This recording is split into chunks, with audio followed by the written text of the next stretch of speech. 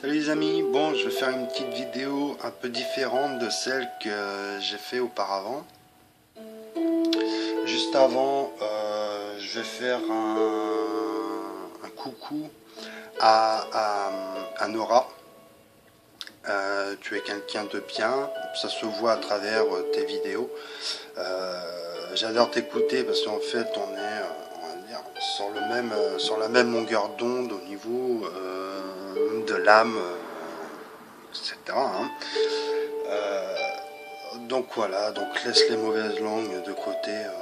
Moi c'est pareil, hein, ce que je fais c'est que je les supprime parce que les égrégores ça va un moment et puis bah après s'ils ont envie de s'amuser bah qu'ils s'amusent quoi. Donc voilà, donc je te fais la bise et puis bah continue ce que tu fais et tout et puis voilà.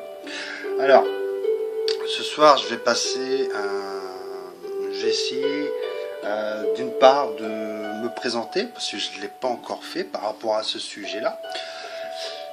Et donc voilà, donc moi c'est Lulius, du nom de mes parents Julien, voilà, dans un premier temps. Donc, alors,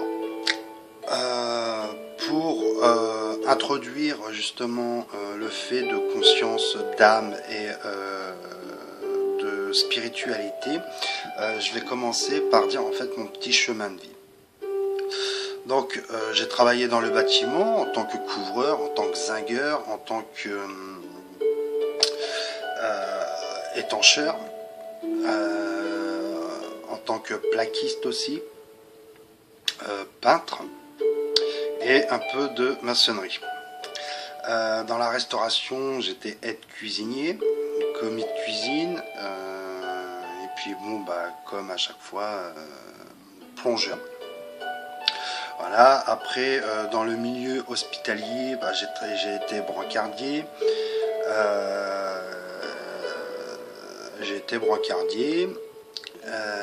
Qu'est-ce que j'ai fait d'autre? J'ai travaillé dans la grande et petite distribution, donc des petits magasins au centre-ville ou des grandes surfaces. Qu'est-ce que j'ai fait d'autre? J'ai été croque-mort pendant plusieurs saisons et c'est de très loin le métier que j'ai adoré faire parmi tous ceux que j'ai fait en fait. Et je serais même prêt à travailler gratuitement, à donner de mon temps justement gratuitement à travailler dans ce domaine-là car ça m'a plu énormément. Donc j'étais brancardier, ça je l'ai dit. Dans le bâtiment, dans le commerce, dans l'alimentation, j'ai même travaillé pour la ville de là où je suis, donc dans les déchetteries, et voilà, dans les espaces verts aussi. Puis au milieu associatif, j'étais dans le secourisme. Voilà. Voilà un petit peu mon parcours de hier et d'aujourd'hui. Donc, pourquoi je dis ça? Parce que sur une des vidéos de l'être humain que j'ai prononcé le nom tout à l'heure, donc de Nora, sur une de ces vidéos, en fait, je me suis aperçu que c'était une vieille âme d'enfant indigo.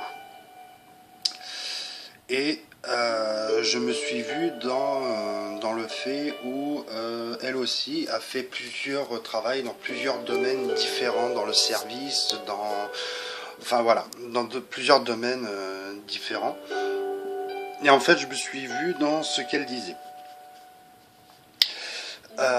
Donc c'est une vieille âme de couleur indigo. Pourquoi bon, tout ce que je vais dire en fait c'est mon ressenti, c'est ce que je pense, pour moi c'est ma vérité à moi. Après je ne vous demande pas de me croire ni quoi que ce soit, hein, mais je pense que de ce fait que ça reste compréhensible et puis voilà. Donc comme je lui ai stipulé, c'est que je me suis vu donc dans ce qu'elle disait et que moi aussi en fait je suis une vieille âme Une vieille âme, en fait, c'est une personne, enfin, c'est une âme qui est revenue plusieurs fois sur Terre, qui a pratiquement tout vu, qui a pratiquement tout fait. Justement, ça agace certaines, on va dire là, ça agace certaines personnes, parce que quand tu leur dis, oui, mais toi, t'as tout fait, t'as tout vu. Oui, mais j'ai plus rien. C'est comme ça, j'ai touché à tout et j'ai plus rien. Donc voilà. Et pourquoi indigo? Les enfants indigo, alors par contre là j'espère que je ne vais pas raconter de conneries, les enfants indigo ce sont les enfants qui sont nés dans les années 50, 60, 70 et début années 80. Indigo c'est les enfants, on va dire, je sais même pas si c'est les enfants arc-en-ciel en fait, je sais plus. Enfin bref. Indigo parce qu'en fait c'est la couleur de notre aura. C'est la couleur de notre aura. Qui a justement des gens comme moi par exemple qui arrivent à voir l'aura des gens avec qui je suis que je côtoie et donc j'arrive à voir plus ou moins leur aura. Et ce qu'il y a de magique en fait c'est l'aura représente l'humeur. Si une personne est, si un être humain est de mauvaise humeur, en fait, bah, son aura va être plus sombre que celle qui est joyeux, qui est plein d'amour, plein d'amour, plein d'humanité. En fait, bah, son aura sera claire, elle sera même brillante, voire lumineuse comme une lumière, tu vois. Tellement qu'elle va être, voilà. Et plus elle va être heureuse tous les jours, hein. Ça va pas être par intermittent, tu sais, les hauts débats. Non, il faut que ça soit régulier, voire monté. Plus donc elle sera dans la joie, dans l'amour, la paix, la bonne humeur et tout, la sérénité. Et bah, plus son aura va briller. Et bah, le but, hein, c'est d'avoir un aura de couleur diamant, quoi. Un couleur diamant, pourquoi? Bah, le diamant, en fait, ça absorbe la lumière et ça diffuse toutes les couleurs. Celle-ci, tu vois? Voilà. Ça, c'est les chakras. Je l'avais déjà dit dans une dernière vidéo, c'est la pyramide, en fait, par rapport à l'élévation. Voilà. Oh. Ça pique, ça, par contre. Alors... Donc voilà, et plus les gens vont être de mauvaise humeur, vont être aigris, vont être... et plus en fait leur couleur va s'assombrir, leur aura va s'assombrir, et c'est génial. Donc, par contre, ce que je peux te conseiller de faire, et ça c'est... Je l'ai fait plusieurs fois, et d'ailleurs, tiens, je vais le refaire ce soir pour être curieux, ton aura, tu peux le voir. Tu peux le voir. Tu vas dans ta salle de bain, tu éteins la lumière de ta salle de bain, tu laisses un peu le jour, un peu la lumière passer. Voilà, si tu es à la salle de bain dans le couloir par exemple, bah, tu allumes la lumière du couloir et tu fermes un peu ta porte, juste assez, juste pour voir tes yeux, ton visage. Voilà. Et tu fixes tes yeux. Tu penses à rien, tu fixes tes yeux. Et là, au bout d'un moment, tu vas voir quelque chose qui va se dessiner autour de toi. Donc, il va y en avoir où ça va être très minime. Mais à partir du moment que tu commences à la voir, c'est que tu commences à lâcher prise. Tu vois, c'est un conseil, quoi. Enfin c'est un truc que j'avais vu, non, c'est un truc que j'avais vu sur internet et je voulais plus ou moins le croire.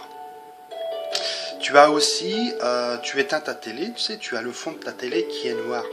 Et tu mets ta main en fait devant ta télé, tu vois, comme ça. Attends, je vais pas tout te montrer non plus. Tu vois, tu la mets comme ça devant ta télé et tu regardes ta main. Et tu vas voir qu'au bout d'un moment, bah, tu vas avoir une sorte de petite lumière qui va faire le tour de ta main, de tes doigts et tout. Ça, c'est ton aura. Donc plus tu es, plus tu es éveillé dans ta spiritualité, et plus en fait ton aura va être grosse. Alors moi j'en ai deux. J'en ai une, j'ai mon aura personnelle et j'ai l'aura divine. L'aura divine, c'est celle qui me protège constamment quand je vais faire un tour en ville ou ailleurs, où je suis entouré par la foule en fait. Donc l'aura personnelle, l'aura de notre âme, en fait, de nous-mêmes, il est fin. En fait, c'est à nous de le faire grossir justement pour qu'il prenne un peu plus d'ampleur et voilà. Et l'aura en général, celle qui est de la source divine, elle est blanche, blanche transparente un peu.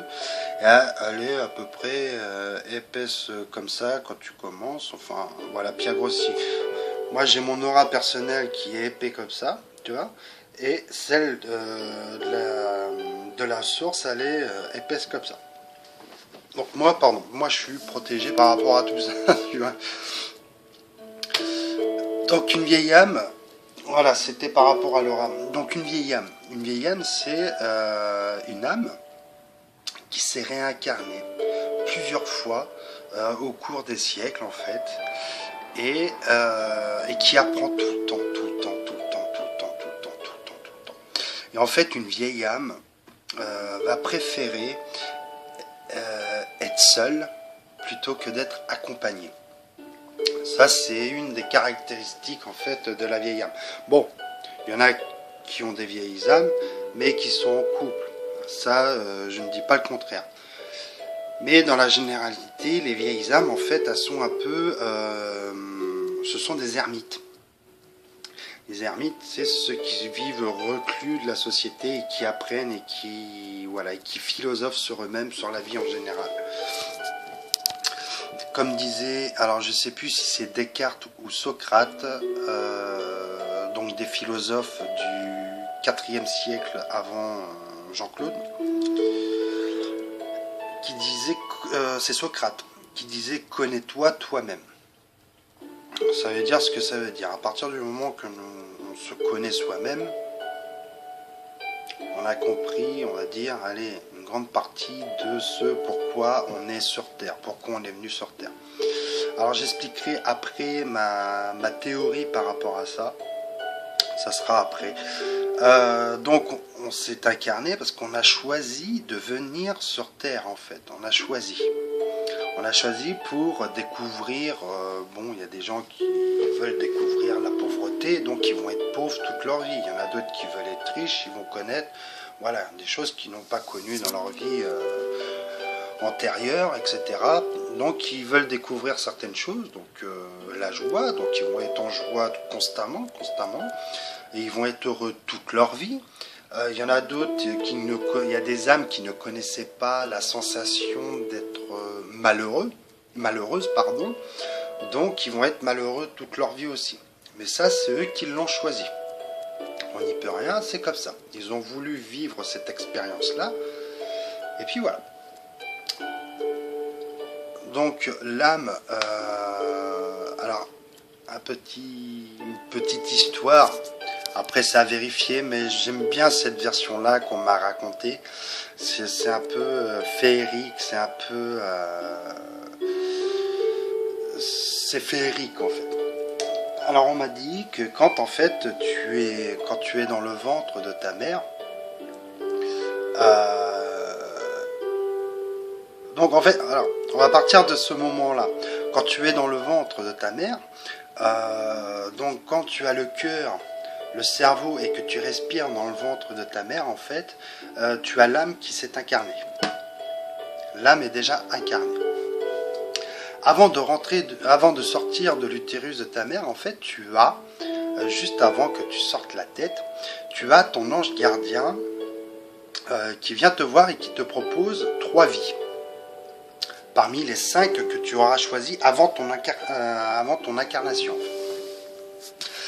Et au moment où tu as choisi ta vie, tu as ton ange qui met un doigt comme ça sur la bouche et qui te dit chut.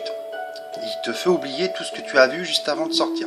Et c'est pour ça en fait, bon tu vois, c'est une histoire, mais je la trouve sympa, donc je l'ai gardée en mémoire et j'aime bien en fait. Et en fait c'est pour ça que juste en dessous de ton nez, tu sais, tu as un petit creux. Juste ici, bon moi on le voit pas parce que j'ai la barbe, mais tu as un petit creux. Tout le monde là. Et en fait, bah, ça serait le doigt de ton ange qui est appuyé et qui te dit chut par rapport à ça. Je rigole parce que je trouve ça mignon et que bah, j'ai gardé mon âme d'enfant. Tu vois, voilà, c'est tout. Il y a pas, voilà. Donc ça me conforte aussi ça me conforte dans le sens où on a des anges gardiens, où on a des archanges, et ça c'est magique parce que je travaille beaucoup avec eux et c'est génial, quoi, c'est magique. Voilà. Donc l'âme s'incarne et tout. Donc tu as choisi ta vie. Donc si tu veux être dans une famille qui est malsaine ou quoi que ce soit, bah, tu as choisi ta vie parce que tu veux explorer justement cette sensation-là de mépris, de tout ça. Voilà. Donc on va rester sur cet exemple-là. Tu as choisi d'être dans cette famille, ça a été ton choix à ta naissance. Donc après, tu vas avoir plusieurs possibilités qui vont s'offrir à toi en fait, au fur et à mesure que tu vas grandir. Donc tu vas choisir des chemins plus ou moins différents, mais qui te ramèneront toujours sur le bon chemin. Si tu n'écoutes pas justement cette voix intérieure, alors quand je dis cette voix intérieure, parce que j'ai vu sur un groupe une connerie, pardon, je suis désolé, mais quelqu'un, c'était sa vérité. C'était sa vérité. Quelqu'un qui disait que les anges gardiens n'existaient pas.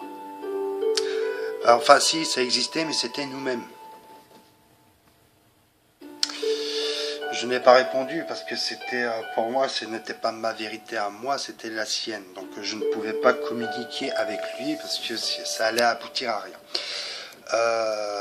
Alors, ce qu'il faut savoir, c'est que tu as ta conscience, c'est la petite voix qui te dit non, ne fais pas ça, et tu as ton ego, celle qui parle quand tu réfléchis pas en fait. Tu vois, c'est comme dans les films où tu vois ta 3 figures de toi-même. Donc tu as le toi physique, toi normal, et sur la droite tu as le petit ange, donc qui te ressemble, et sur la gauche tu as le diable.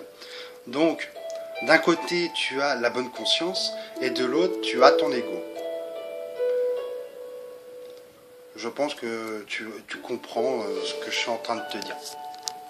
Donc voilà, et ça toute ta vie, même moi des moments, toute ta vie, paf, tu vas être en bataille, mais l'ego, au bout d'un moment, il faut dire c'est bon.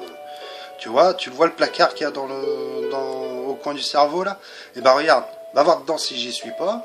Et puis je reviendrai quand, si un jour j'ai besoin de toi, quoi. Voilà. Donc voilà, donc toute ta vie, tu vas devoir choisir entre le bien, le mal. Enfin, qu'est-ce que le bien, qu'est-ce que le mal. Enfin bref, ça c'est un autre sujet. Donc tu es dans une famille complètement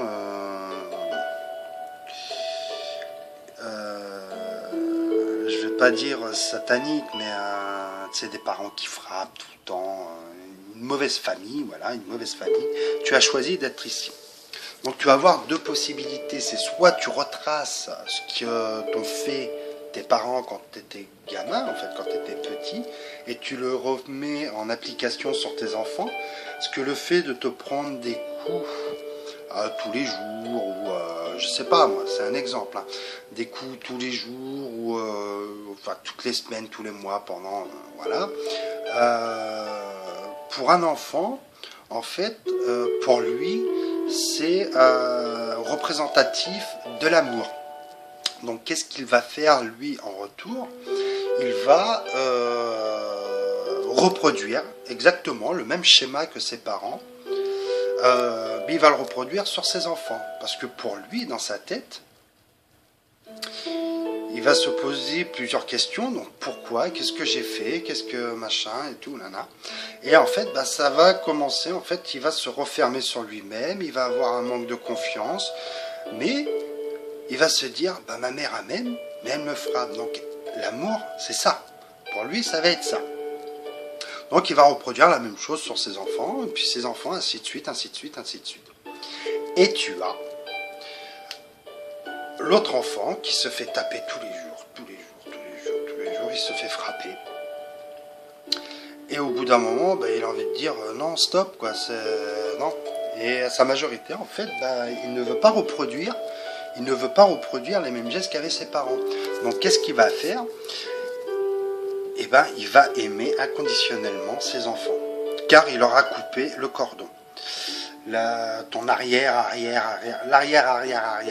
grand-parent de cet enfant-là a tapé sa fille, ainsi de suite, ainsi de suite, ainsi de suite, jusqu'à ça arrive vers toi. Et si tu continues dans la même lancée que l'éducation de tes parents t'ont fait quand tu étais petit, qui frappaient l'enfant et tout, si tu le stoppes, la chaîne se brise. La chaîne se brise. C'est-à-dire que là, l'âme a fait un travail sur elle-même. Elle a voulu vivre ça, elle l'a vécu, mais ce truc qu'elle a choisi, elle l'a métamorphosé, en fait, elle l'a transformé en amour, en véritable amour inconditionnel. Et par la suite, elle va aimer ses enfants, elle ne va pas le frapper ni quoi que ce soit, elle va aimer ses enfants inconditionnellement. Ses enfants, qu'est-ce qu'ils vont faire? Ils vont faire la même chose avec les leurs, ainsi de suite, ainsi de suite, ainsi de suite. Et là, tu as lancé une nouvelle chaîne, tu as brisé une chaîne et tu en as recréé une autre, tout simplement. Alors que celui qui se conforte à dire c'est ça l'amour, bah, il va taper, ainsi de suite, son enfant va faire pareil, ainsi de suite, jusqu'à temps qu'un enfant issu de cette famille naisse, coupe ses liens et transforme justement cette agressivité en amour, en tout ce que tu veux. On nous a souvent dit qu'il ne faut pas reproduire ce que nos parents ont fait. Il faut simplement, pour moi, reproduire, on va dire 20 à 25% de ce que nos parents ont fait. C'est-à-dire qu'on laisse le mal qu'ils nous ont fait, ou autre, tout ce qui est négatif, on le laisse, on le met de côté, et on prend simplement les bons moments, voilà. Couper les chaînes, c'est comme ça. Donc l'âme, tu vois, c'est réincarné. Donc, soit pour continuer dans la lancée, soit justement pour évoluer. Donc, en retour, si l'âme s'est réincarnée pour pouvoir évoluer, elle va couper les liens et elle va poursuivre dans la paix, dans l'amour, etc. Je ne parle pas de religion ni quoi que ce soit, je parle de spiritualité. La religion est spirituelle, mais la spiritualité n'est pas une religion. La spiritualité est une philosophie. Voilà. D'ailleurs, une petite parenthèse, l'histoire, la philosophie, c'est tiré philéen, donc du mot grec qui veut dire amour, et sophia, donc la syllabe de philosophie, donc philéosophia, donc sophia, c'est savoir et connaissance. Donc philosophie, c'est l'amour de la connaissance ou l'amour du savoir, enfin voilà. Donc la spiritualité. Donc l'âme, tu vois, c'est réincarné et tout. Donc après, c'est à toi de couper tes chaînes ou pas. C'est à toi de voir, c'est toi qui as du bon sens, c'est toi qui as ta propre vérité.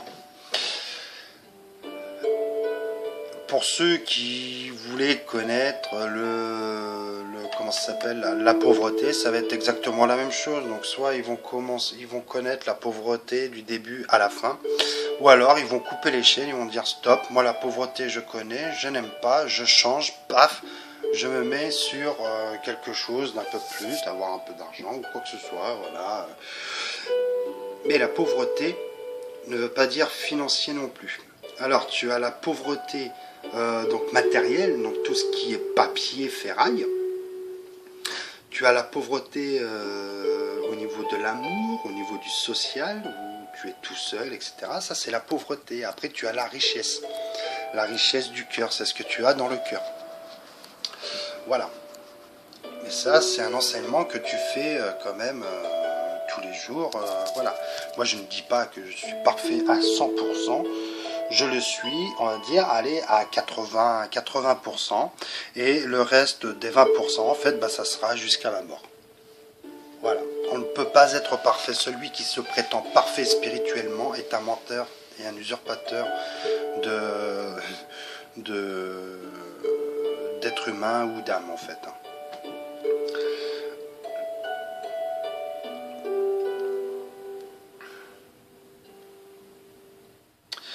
Donc, moi, pour m'aider, je m'aide de, comment ça s'appelle, avec mes anges gardiens, j'allume des bougies, bon là j'en ai plus, j'allume des bougies, j'ai des pierres, labradorite, j'ai labradorite,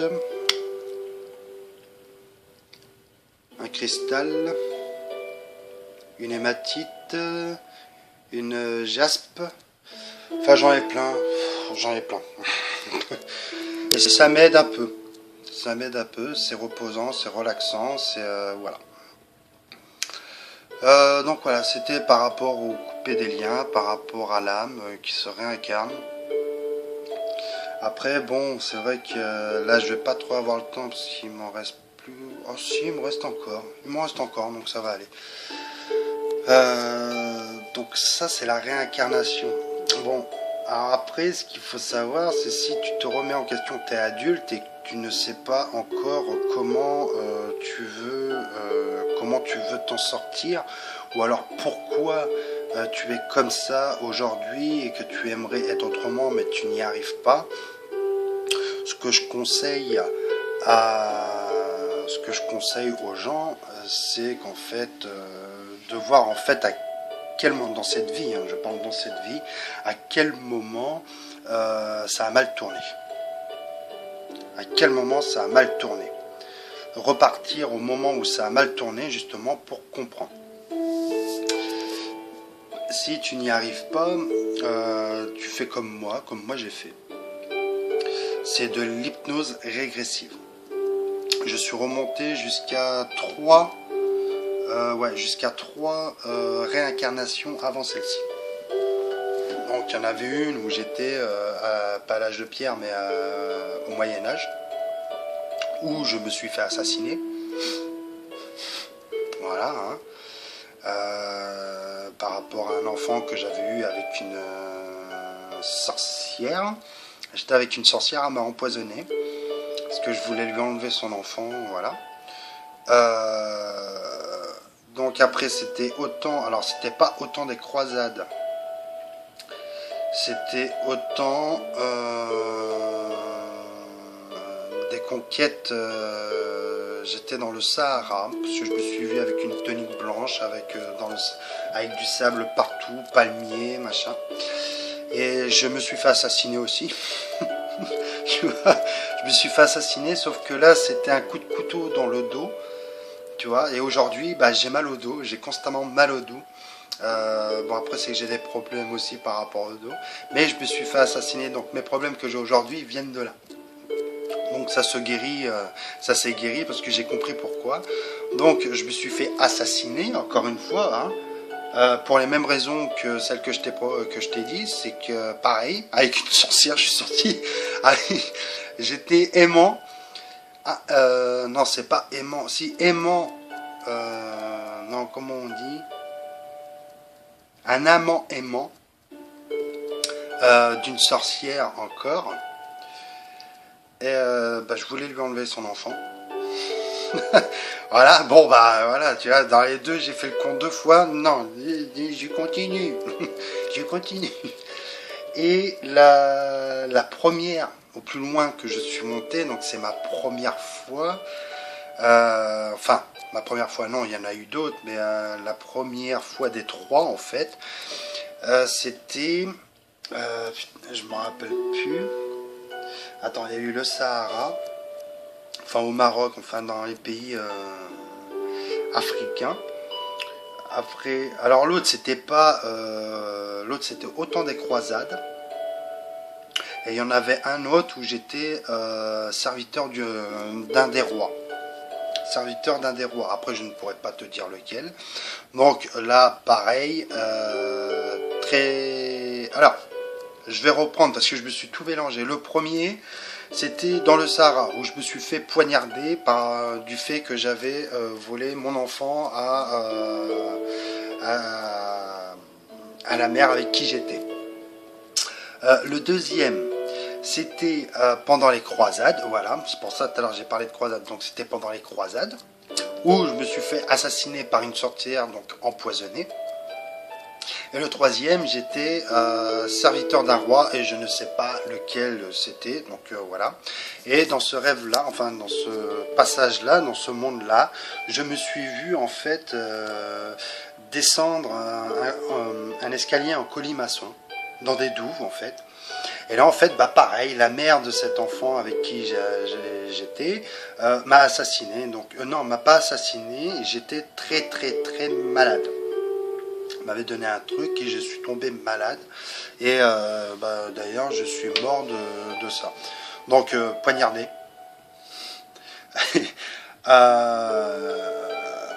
Poignardé, tué par une sorcière, enfin ouais, par 3 sorcières, et c'était la même. Et ce qu'il y a de magique en fait dans tout ça, c'est que dans cette vie-là, je suis sorti avec quelqu'un, j'ai eu un enfant avec elle, et en fait, c'est cet être humain avec qui je suis sorti, et avec qui j'ai eu l'enfant dans les autres vies, bah c'est la même. C'est la même. Sauf que là, je vais laisser, enfin, je vais laisser, non. Là, on s'est bien arrangé et tout, tout va bien. J'ai pas envie de mourir encore. Hein. Donc voilà. Donc c'est les vies antérieures. Donc pourquoi je te disais ça? Oui, par rapport au fait de comprendre la vie, pourquoi tu es comme ça. Donc moi, il fallait que je remonte vachement loin en fait pour pouvoir comprendre les choses d'aujourd'hui. Et ça m'a énormément aidé. Donc tu vas sur YouTube, tu tapes hypnose régressive et tu vas voir que tu fais ça pendant 15 jours. Non-stop, tu vois, tu penses à rien, tu écoutes juste tout, machin. Même si tu t'endors par la suite, bah tu t'endors. C'est pas grave. Et au fur et à mesure que tu vas le faire, bah, tu vas comprendre petit à petit pourquoi tu es là aujourd'hui et comprendre pourquoi tu as ça, pourquoi il t'arrive tout ça, pourquoi t'es... Voilà, ainsi de suite. Moi, je m'en suis sorti. Je ne vois pas pourquoi toi, tu t'en sortirais pas. Tu vois?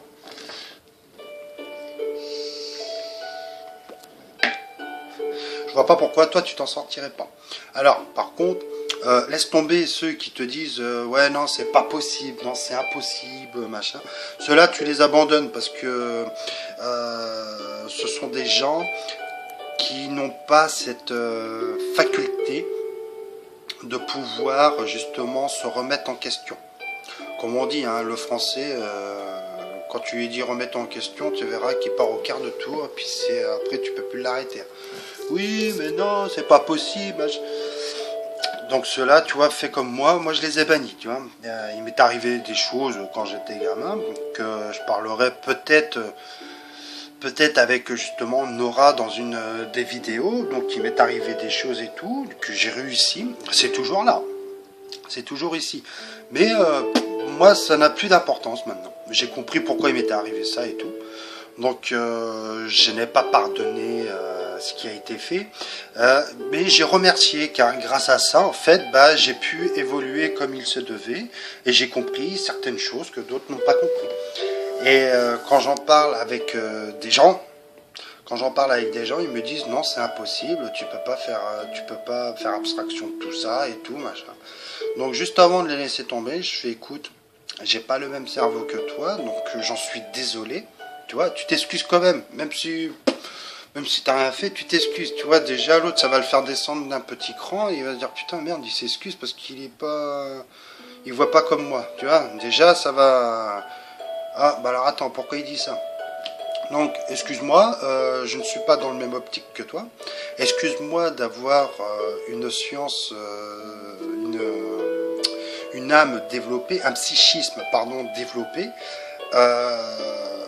Je ne peux que t'encourager à faire de même pour effacer tout ça et tout. Donc par contre, bah voilà, ne viens pas me dire que c'est impossible. C'est impossible pour celui qui ne veut pas s'en sortir, tout simplement. Celui qui veut s'en sortir, il trouvera le moyen pour s'en sortir. Voilà. Ça mettra longtemps, je ne dis pas que ça met du temps, je ne dis pas que ça se fait du jour au lendemain. Même moi, encore aujourd'hui, il y a encore des trucs qui me reviennent, que j'efface pendant la nuit, et puis voilà, et puis c'est comme ça tout le temps, tout le temps. La vie, c'est un apprentissage, donc il faut apprendre, il faut... voilà. Donc voilà, par rapport... je pense que j'ai essayé d'éclaircir au maximum. Donc, tu as l'hypnose régressive. qui est très bien. T'as la méditation est géniale aussi. Pour se recentrer sur soi-même, c'est génial. Et je pense que tous les Français devraient faire la même chose en fait. Et ils verraient le monde différemment. Ils le verraient comme nous, les dotés de raison, euh, comme nous, les dotés de raison, que en fait, non, l'amour, la paix, la sérénité, voilà, c'est la vraie vie, quoi. C'est pas un monde utopie. Voilà, tous ceux qui dorment, tous ceux qui ne veulent pas, ils vivent dans un monde utopique, en fait. Donc voilà. C'était la petite séance de ce soir par rapport à tout ça. Laissez-moi un commentaire si vous avez des questions, s'il y a quoi que ce soit, si j'ai oublié des choses, si vous êtes dans le même cas que moi ou quoi que ce soit.